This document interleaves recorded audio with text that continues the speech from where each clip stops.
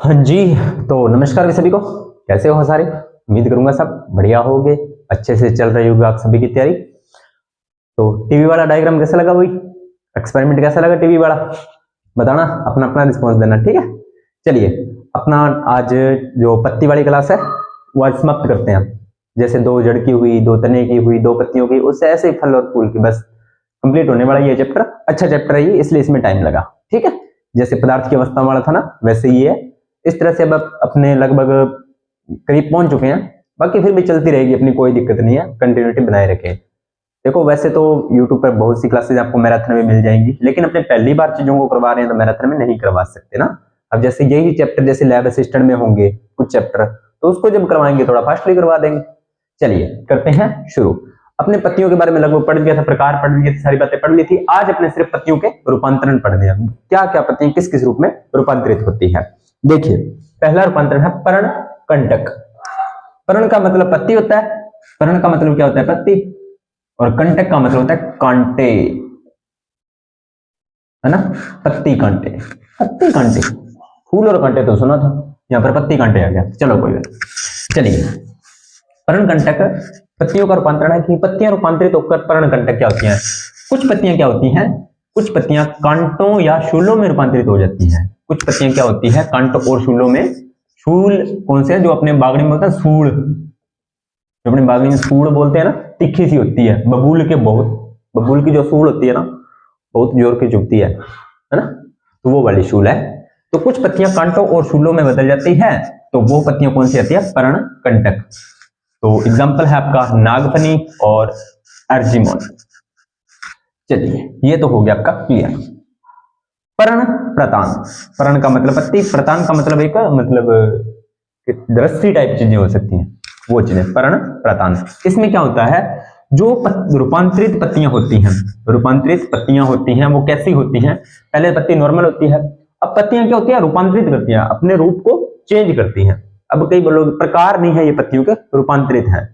जिस तरह से अपनी जड़ें रूपांतरित होकर कुछ बनाती हैं, कुछ तने होते हैं, वो रूपांतरित प्रकार है ना, उसी प्रकार से।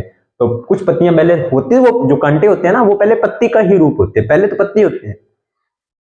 वातावरण अनुकूल परिस्थितियां आती हैं, अपने जीवन यापन का अलग अलग सिस्टम होता है, उसके आधार पर कुछ पत्तियां पर्ण कंटक का रूप ले लेती हैं, यानी कि वो कांटों में बदल जाती हैं। अब कुछ पत्तियां क्या होती हैं, रूपांतर, पहले तो वो नॉर्मल पत्ती होती है, बाद में रूपांतरित होकर वो लंबी हो जाती है और पतली हो जाती है, और तारनुमा, जैसे तार होती है ना, रस्सी टाइप, इस तरह से तारनुमा कुंडलित रचना बनाती है। कुंडलित का मतलब है इस प्रकार से, कुंडलित रचना बनाती है या कुंडलित रचना में बदल जाती है। और इस कुंडलित रचना को ही, तारनुमा कुंडलित रचना को अपने क्या बोलते हैं, प्रतान बोलते हैं। क्या बोलते हैं, प्रतान बोलते हैं।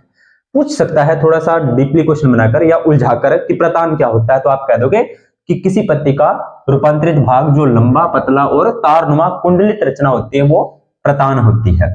तो ये जो प्रतान होता है ना, वो अति संवेदनशील होता है। क्या होता है, अति संवेदनशील। अति का मतलब क्या होता है, बहुत ज्यादा, लिमिट से ज्यादा। जैसे अपने बोलते हैं ना कि हर चीज की अति माड़ी हुआ है, कोई भी चीज की अति होती है वो माड़ी होती है, वो खतरनाक होती है। समझ में आई है ना। जैसे मैंने फिजिक्स वाले में आपको बताया था, फिजिक्स वाला टॉपिक करवाया था मैंने आपको, कौन सा, प्रत्यास्थ था, उसमें करवाया था। तो हर चीज की अति माड़ी होती है, तो वही अति संवेदनशील। अति का मतलब बहुत ज्यादा, संवेदन का मतलब होता है, संवेदन का मतलब इंग्लिश में मैं नहीं आपको एक्सप्लेन कर पा रहा, लेकिन रिएक्शन कह सकते हो आप। जैसे आप कोई चीज के सामने अति रिएक्शन करते हो, है ना, बहुत ही ज्यादा उसके सामने रिएक्ट करते हो, वो संवेदनशील होता है। तो ये जो प्रतान होता है वो अति संवेदनशील होता है। जैसे ही यह प्रतान होता है ना, वो किसी आधार के संपर्क में आता है, जैसे ही किसी आधार के संपर्क में आते हैं तो वे उसके चारों ओर लिपट जाते हैं, आधार के ही चारों ओर लिपट जाते हैं, आधार के ही चारों ओर लिपट जाते हैं, आधार के ही चारों ओर लिपट जाते हैं। ये बात ये कह रहा है, ठीक है। इससे ना आप इसका स्क्रीनशॉट ले लो ताकि आपको बाद में दिक्कत ना आए।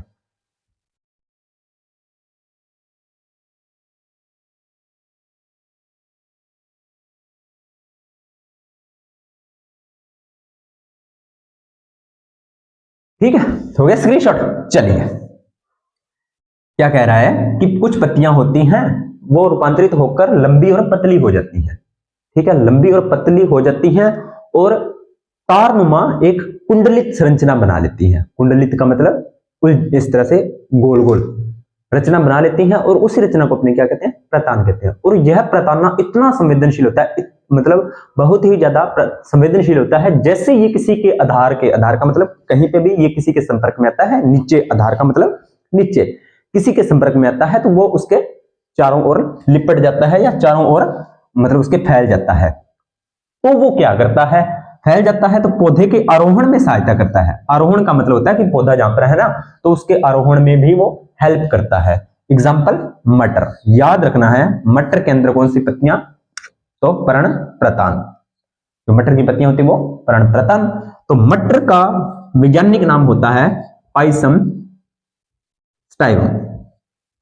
याद रख लेना प्यारे बच्चों, पाइसम स्टाइवम। सर बाकियों के तो बताए नहीं, इसके क्यों बता दिए? क्योंकि मेंडल ने जो प्रयोग किए थे ना वो इसी पर मटर पे ही किए थे। मेंडल ने जो प्रयोग किए थे वो मटर पर ही किए थे। किस पर किए थे? मटर पर ही किए थे। तो एग्जामिनर है ना अब आपसे क्वेश्चन ये नहीं पूछता कि मेंडल ने किस पौधे पर प्रयोग किए, तो वो ऑप्शन में आपको मटर नहीं देगा, पाइसम स्टाइवम देगा। क्या नाम देगा? पाइसम स्टाइवम। इसलिए मैंने आपको लिखवाया है कि मटर का वैज्ञानिक नाम क्या होता है? पाइसम। तो इसका जो पाइसम होता है ये इसका वंश होता है और स्टाइवम होती है ये इसकी जाति होती है। ये थोड़ा सा आपको ध्यान में रखना है, ठीक है। चलिए तीसरा है पर्णभ वृंत। पर्णभ वृंत, ठीक है। तो ये जो आपका पर्णवृंत होता है, पर्णवृंत आपको मैंने कल बता दिया था क्या होता है। एक तो पर्ण आधार और पर्ण आधार के ऊपर लगा होता है आपका पर्णवृंत। ये जो पर्णवृंत होता है ना ये रूपांतरित होता है किसमें? पर्ण फलक के रूप में। वेरी इंटरेस्टिंग चीज है, समझाता हूं यहाँ पे। देखो क्या कह रहा है कि कल अपने एक पत्ती के बारे में मैंने आपको डिफरेंट तरीके से बताया था। ये मान लीजिए किसी पौधे की पत्ती होती है ये पर्ण शीर्ष होता है, पर्ण शीर्ष होता है। ये पर्ण फलक होती है, ये पर्ण फलक होती है। ये पर्ण क्या होता है? ये आपका पर्णवृंत होता है, पर्णवृंत। और ये आपका होता है पर्ण आधार। ये चीज मैंने आपको कल बताई थी, ये वाला पर्णवृंत होता है ना। तो ये जो पर्णवृंत होता है ना ये रूपांतरित होता है किसमें? पर्ण फलक में। इसमें क्यों होता है सर रूपांतरण? पर्णवृंत पर्ण फलक में क्यों रूपांतरित हो रहा है? क्यों हो रहा है? क्योंकि ये बात मैं अभी आपको बताता हूं। मैंने क्या बोला है कि पर्णवृंत रूपांतरित होकर पर्ण फलक का रूप लेता है। क्यों लेता है? रूप क्यों ले रहा है ये? इसलिए ले रहा है क्योंकि इस जो पत्तियां होती है ना वो नवोद्भिद अवस्था। ये कौन सी अवस्था होती है? नवोद्भिद। नवोद्भिद।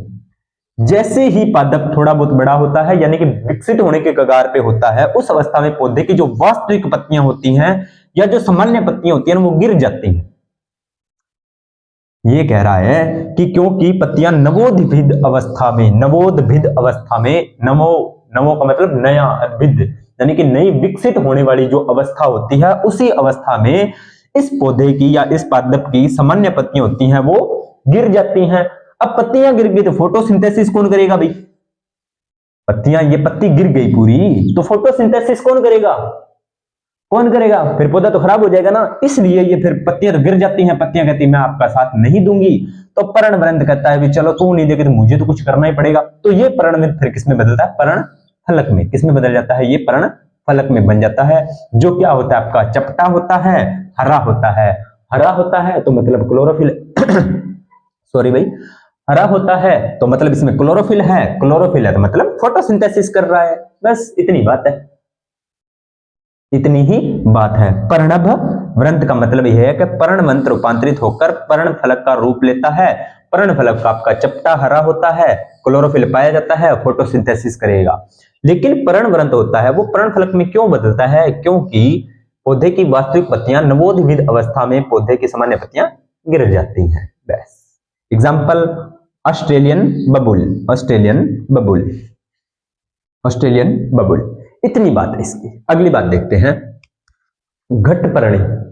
ये थोड़ा ध्यान से समझना भाई। घटपर्णी वाला ये कह रहा है इसका जो पर्णाधार, पर्णाधार ये वाला आधार होता है ये चपटा होता है, चौड़ा होता है और हरा होता है। ठीक है। अब पत्तियां होंगी रूपांतरित। पर्णाधार क्या होगा आपका? चपटा होगा, चौड़ा होगा और हरा होगा। पर्णवृंत क्या होगा, पर्णवृंत बनेगा, प्रतान का रूप लेगा। किसका रूप ले लेगा, वो प्रतान का रूप ले लेगा। और इसके जो फलक होंगे, पर्ण फलक, वो बनेंगे घटक, और जो पर्ण शीर्ष होगा वो बन जाएगा ढक्कन। याद रखने वाली बातें हैं। देखो मैं यहां पे पत्ती बनाता हूं एक, बार बार आपको पता है ये पर्णधार क्या है, चपटा, हरा और चौड़ा। ठीक है जी। पर्णवृंत किसमें बदल गया, ये आपका पर्णवृंत बदल गया प्रतान में। ये आपका पर्णवृंत आपका किसमें बदल गया, प्रतान में बदल गया। फलक किसमें बदल गया, फलक बन गया घटक में, और शीर्ष बन गया आपका ढक्कन में। ये इसकी परिवर्तित हो जाएगा ये सिस्टम सारा। तो संपूर्ण पत्ती होती है ना, वो घटनुमा रचना में आ जाती है। घट का मतलब गड्ढे टाइप रचना में ये आ जाती है, घटनुमा रचना में आ जाती है। अब जो घट की भीतरी सतह होती है, यानी कि घट की जो भीतरी सतह मैं यहाँ पे बना रहा हूं एक बार वैसे ही, इस पर होते हैं पाचक एंजाइम। क्या होते हैं भीतरी सतह में, पाचक एंजाइम। क्या होते हैं आपके पाचक एंजाइम। अब पाचक एंजाइम है तो किसका श्रवण करेंगे, पाचक रस का। किसका श्रवण करेंगे, पाचक रस का श्रवण करेंगे।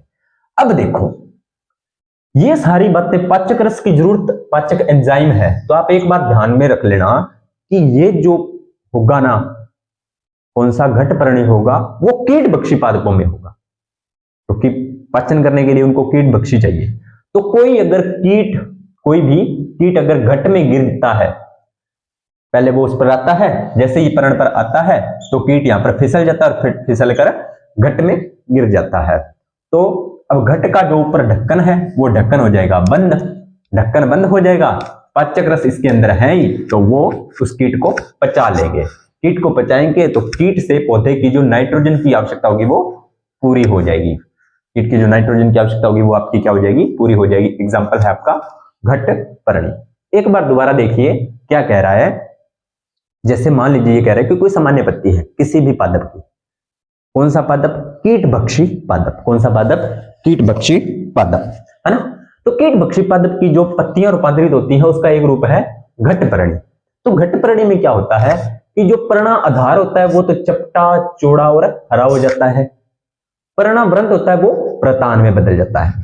जो फलक होता है वो घटक में बदल जाता है, और जो पत्ती हो आपका फलक शीर्ष होता है वो ढक्कन में बदल जाता है। ठीक है, यानी कि एक ऐसी संरचना बना लेंगे कि इसमें कोई चीज आए और हम उसको फंसा लें, तो संपूर्ण पत्ती है वो घटनुमा रचना में बदल जाती है। यानी कि पूरी की पूरी पत्ती अपने अलग अलग रूपों में बदल जाती है, अलग अलग घटकों के रूप में बदल जाती है। तो घट की भीतरी सतह, अब जो घट के जो अंदर वाली सतह होती है वहां पर होते हैं पाचक ग्रंथियां। क्या होती हैं वहां पर, पाचक ग्रंथियां। अब ये पाचक ग्रंथियां करती है पाचक रस का स्रावण। अब पाचक रस का स्रावण करेंगे तो मतलब वहां पर कुछ ना कुछ आएगा खाने के लिए। तो जैसे ही कोई कीट पत्ती के शीर्ष पर बैठता है तो क्या होता है, वो कीट क्या होता है, फिसल कर घट में गिर जाता है। घट में गिर जाता है, गिरते ही अब ऊपर घट का जो ढक्कन बना हुआ है वो ढक्कन हो जाएगा बंद, यानी कि कीट हो गया आपका कैद। अंदर क्या पड़ा है, घट के अंदर पाचक रस पड़ा है। पाचक रस क्या करेगा, उस कीट को पचा लेगा। अब कीट को पचाया है तो पौधे क्या करते हैं, उस कीट से अपनी नाइट्रोजन, जो वायुमंडलीय नाइट्रोजन से उसको नाइट्रोजन स्थिरीकरण करने पड़ रहा था, वो सारा झंझट करना पड़ रहा था ना, तो इस नाइट्रोजन की कमी को वो डायरेक्ट कीट से पूरा कर लेते हैं। एग्जाम्पल है आपका घट परणी। इतनी बातें। चलिए अगला है आपका ब्लैडर वाइट। क्या है, ब्लैडर वाइट। ब्लैडर वाइट क्या होता है, यह पाया जाता है आपका ब्लैडर वाइट जलीय कीट भक्षी पौधे। जलीय, जल के अंदर रहने वाले कीट भक्षी पौधे, जलीय कीट भक्षी पौधे। एग्जाम्पल है आपका यूट्रिकुलेरिया। यूट्री नोट कर लेना भाई, यूट्रिकुलेरिया। कौन सा कुलेरिया, यूट्रिकुलेरिया। ठीक है। पत्तियां खंडों में विभाजित हो जाती है। पत्तियां किसमें होती हैं, अलग अलग खंडों में विभाजित हो जाती हैं। किसमें विभाजित होती हैं, अलग अलग, इस प्रकार से खंड बन जाते हैं पत्तियां। ठीक है, खंडों में विभाजित। अब कुछ खंड होते हैं वो थैलीनुमा संरचना बना लेंगे। अब ये कुछ खंड होंगे वो थैलीनुमा संरचना बना लेंगे। क्या बना लेंगे, थैलीनुमा संरचना। अब जितनी भी थैलीनुमा संरचनाएं हैं उस प्रत्येक में एक खोखला कक्ष होगा। क्या होगा, एक खोखला कक्ष किस थैलीनुमा संरचना में, और इस पर होगा एक मुख, कक्ष का एक मुख, और मुख पर होगा एक प्रवेश द्वार। क्या होगा, प्रवेश द्वार। और उस प्रवेश द्वार में सिर्फ सूक्ष्म जलीय जंतु प्रवेश कर पाएंगे। सूक्ष्म जलीय जंतु उसमें आएंगे प्रवेश द्वार में, मुख में, खोखले कक्ष में, और यहाँ पर पड़े होते हैं पाचक एंजाइम, और इस पाचक एंजाइम से ये उसे पचा लेंगे और अपना पोषण कर लेंगे। ठीक है, किसी भी बच्चे को कोई भी डाउट हो तो कमेंट सेक्शन में बता देना। यहां पर पत्ती वाला टॉपिक होता है कंप्लीट।